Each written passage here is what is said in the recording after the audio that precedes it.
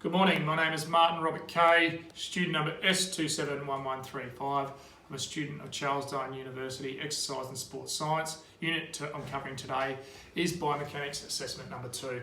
The piece of equipment I'm choosing to assess for movement today is the iWatch, which is a smartwatch, which is produced and sold by Apple, as seen on my wrist here.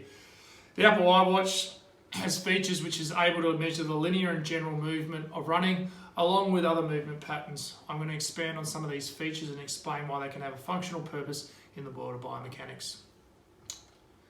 The reason I decided to select this product is probably the most used item I have in my possession. Therefore, I feel quite comfortable about talking about this instrument of biomechanics.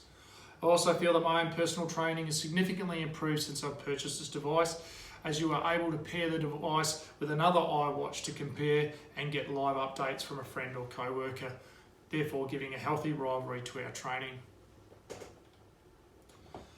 The Apple iWatch is available for purchase from the Apple Store for $649, which is a largely reduced price from the $928 I paid for mine. If you're a student, you're also eligible for a 10% discount. It is available in cellular and non-cellular versions, and also available in different sizes to suit different age, genders and builds. As I hardly go anywhere without my mobile phone, I find the cellular component largely wasted upon me. In addition, you need an Apple smartphone to connect and record the data. Therefore, I wouldn't be purchasing this product if I wasn't already a customer with Apple with my mobile phone. With the recording of data, the watch has the ability to store fitness data for 360 days, and after 180 days, it will give you an average daily amount, which can be used for analysis of your own training. As the Apple iWatch is marketed as a smartwatch rather than a tool for biomechanics, I'm going to explain why this product can be so valuable in assessing movement and developing long-term training programs. Essentially, every type of long-term training program has some deliberate or non-deliberate biomechanics involved. For a weightlifter, it would be the assessment of how much weight they're going to move for each set and how many sets and reps they're going to conduct to achieve the desired outcome.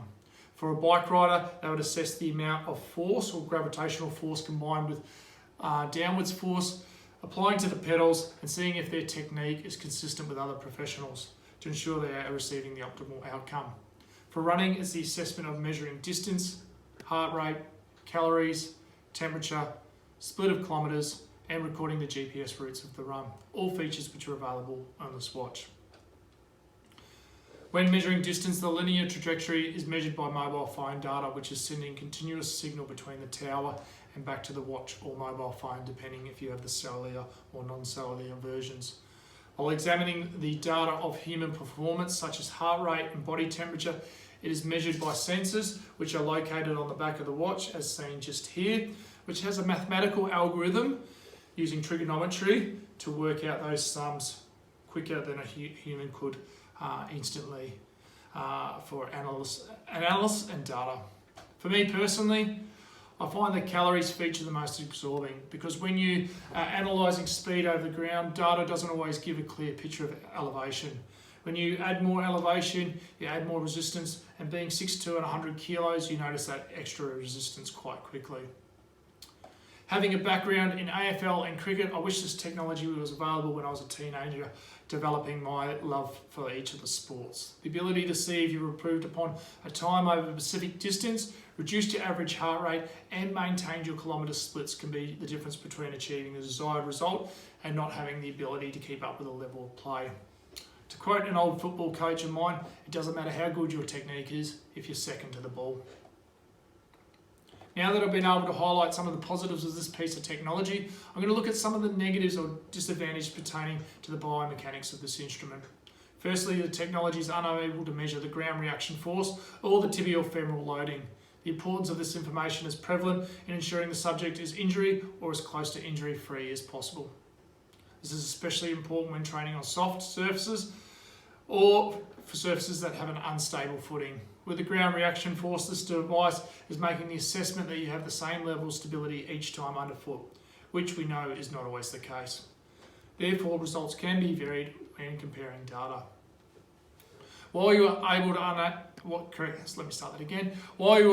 analyse the elevation of your runs, it only records the maximum and minimum level levels of elevation. Unfortunately, it doesn't have systematic data breakdown of this analysis into the different phases of a workout that's pertaining on elevation. This would be appropriate when conducting a session where the theme would be competing against force for elevation, such as a stair or a sand dune run.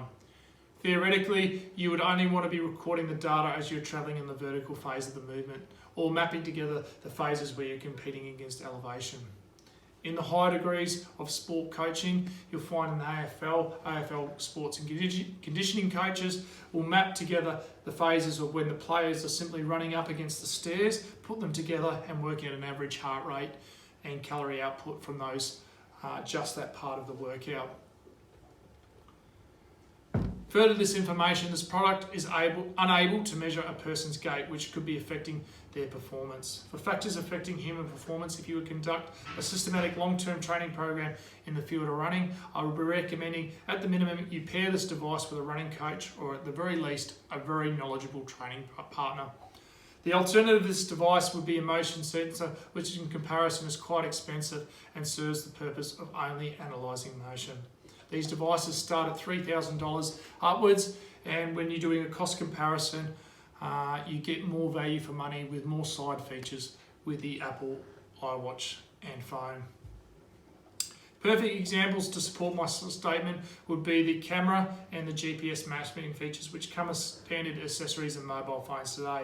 Subsequently, they're having a flow-on effect to the world of smartwatches, where you can even have a GPS function in your smartwatch.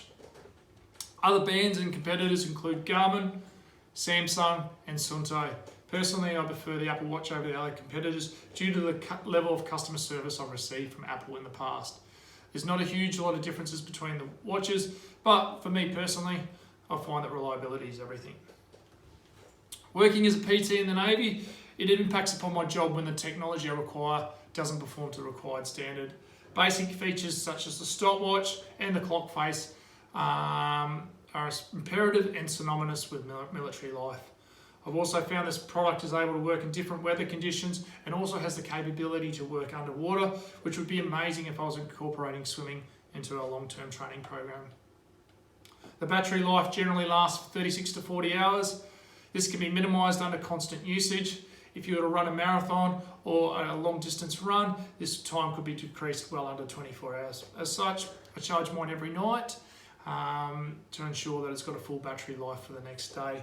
If I weren't to charge mine every night and I wanted to wear it during the evening and through my sleep, the watch also has the ability to measure my sleeping patterns and use that for analytical data.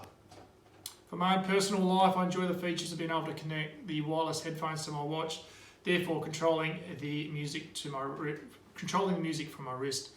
It has a number of screens you can choose from for your own cosmetic purposes, and the weight of the iWatch is only 125 grams, which means it's quite comfortable on my wrist.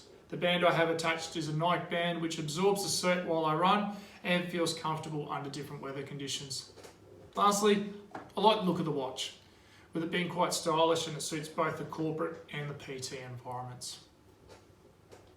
In conclusion, I do believe this product is good value for money, but when you're comparing it against the total cost of including a smartphone, a smartwatch, I'm not sure I would purchase both of these products just purely for the purpose of analysing my running. While technology is always ever expanding, so far there's been no substitute for good coaching and continuous motivation. Since I've purchased my watch, they've already released an updated version, as I've got the Series 4 on at the moment. The Series 5 is now available. And with that continuous updating of information, new features out there, you're finding that the technology is becoming outdated very, very quickly. That's a good thing for the consumer, as there's more value for money out there and more competitors, obviously driving down the overall price.